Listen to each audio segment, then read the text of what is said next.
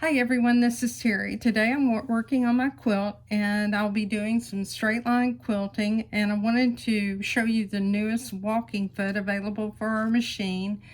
It's SA101 and it's called the Dynamic Walking Foot.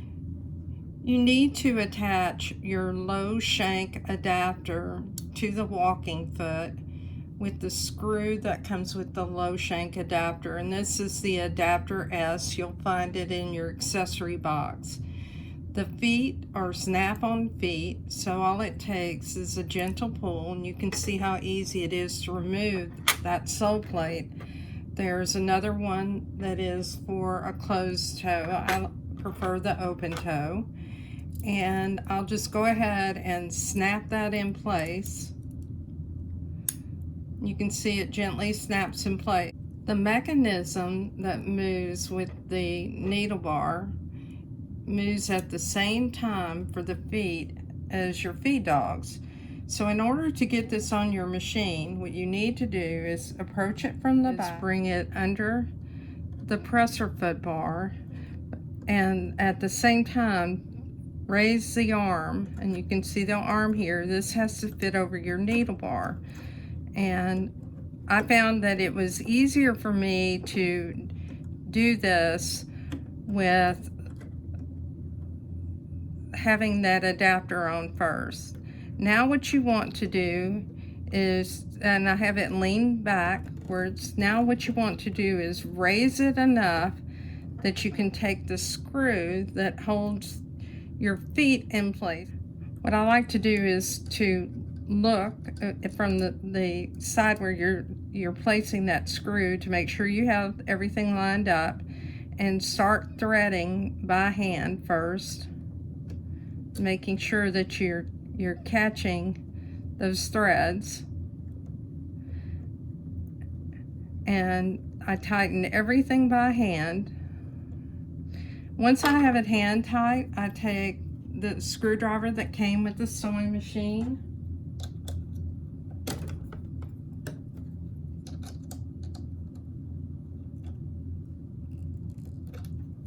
and I tighten that foot. You want to make sure there's no movement from side to side. You can use this screwdriver for the screw that's holding the foot to the S adapter. It fits into that slot very well. Now whenever I'm quilting like this, I like to bury my stitches, and you can see an example of a stitch here. And what I do is I'll take my threads, I'll find a needle, and I'll place it between those two threads, and I'll tie a knot. So I just place the needle between the two, and I just have a little overhand knot. I tie it once, then I tie it a second time. And the reason that you do this is so you can bury the knot. So here's the second knot. I'll trim these tails because right now they're a little long and I don't need a tail that long. You can use, in many instances, self-threading needles, but I found out the sizes that I have right here are actually breaking my threads. So to avoid that, I'm using the old-timey needle threader here, and I'll just use one of the quilting between needles. So I'll grab one of those, and I actually have two, so we'll set one aside. Now what you want to do is to thread this needle threader through the eye of your needle.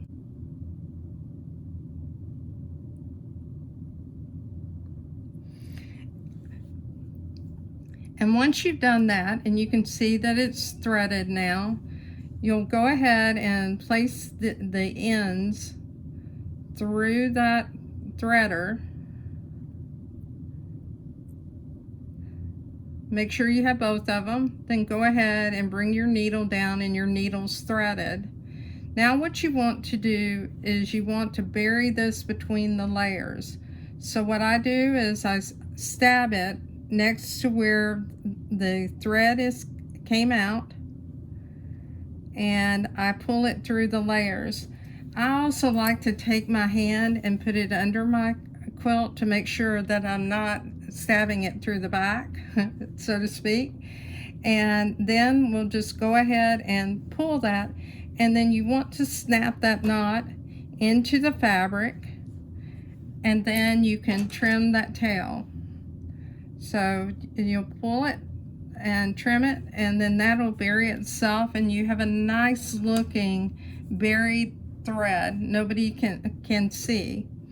Now the nice thing about this walking foot is that you can use it for decorative stitches. And what I mean by that is you can use it for your stitches that are forward and backwards motion, which you cannot do with your dual feed foot. So you can see several stitches that are here. This one definitely had backwards and forward motion. I'm stitching through what would be your normal quilt sandwich, and you can see how nice the stitches are formed on the front and the back, and I have two different colors of thread. So it's a nice looking stitch. It gives you the ability to use some of those decorative stitches on your quilt. The between needles that I'm using are made by Dress. When you buy the needle threader, it's made by a company called Bohin, B-O-H-I-N, and you can buy them in packages where you get several to a package. So I just keep them together in my sewing box so I don't misplace it. One of the nice things about this walking foot is that I can use the quilting bar set that I actually have for my dual feed foot. So I have it slipped in the back, and what I want to do is I'll just use it to take advantage of the straight line edge that I have right here. And what I want to do actually though is to move over a little bit and stitch between some of these layers. So I'll move it in a bit, and we'll move down. And what you do is you adjust it to a straight edge.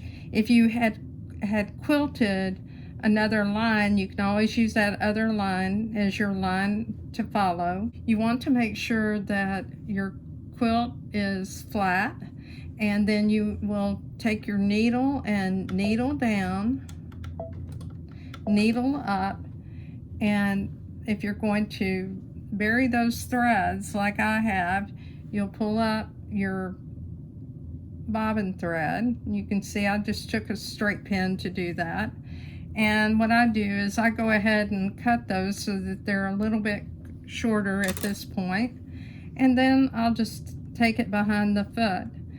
Now what I want to do is I want to go ahead and go back into that position where I had the needle up, needle down.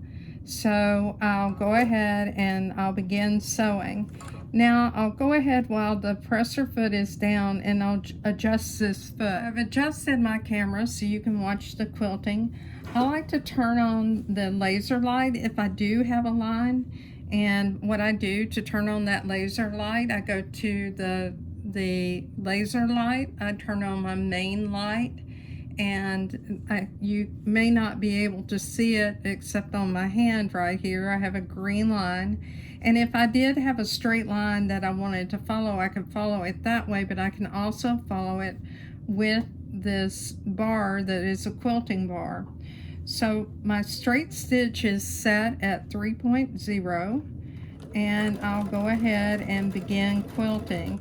Now my goal is to watch that quilting bar, because that's my straight line right now, because I don't have a drawn line on this quilt. You need to make sure you remove your safety pins if you pin your quilt like I do. And let's go ahead and put that quilting bar down. The nice thing is it does raise up.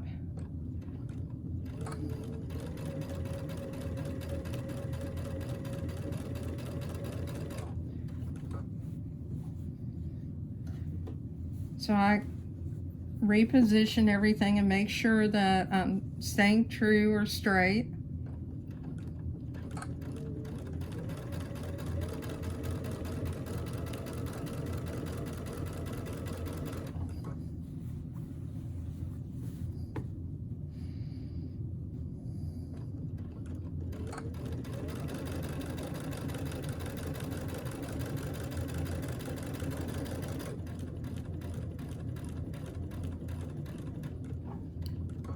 remove the safety pin again.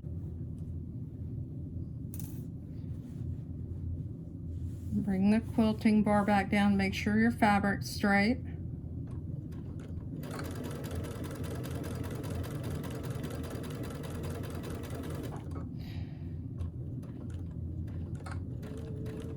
Then when you get to the point that you're ready to stop, what I do is I make that stitch, I needle up, I raise my presser foot up.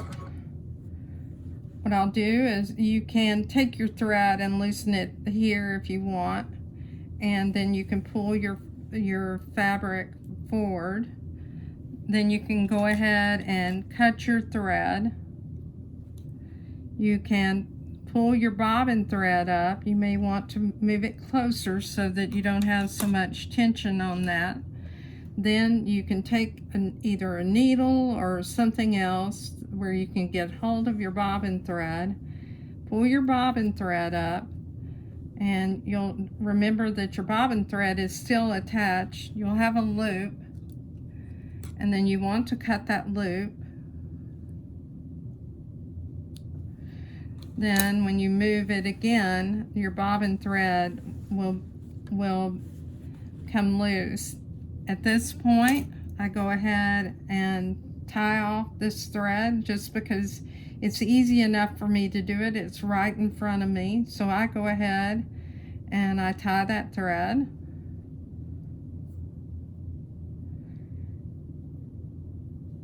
And the places that I've quilted so far, I'll show them to you.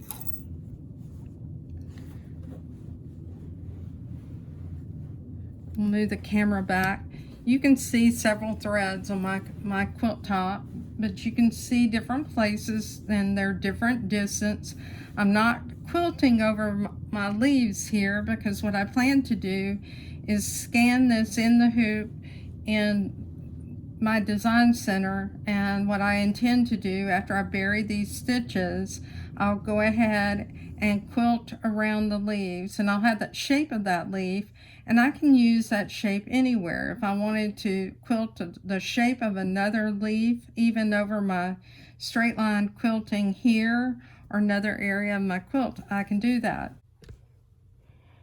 So if we look at the quilt top, I have straight line quilting up in the top.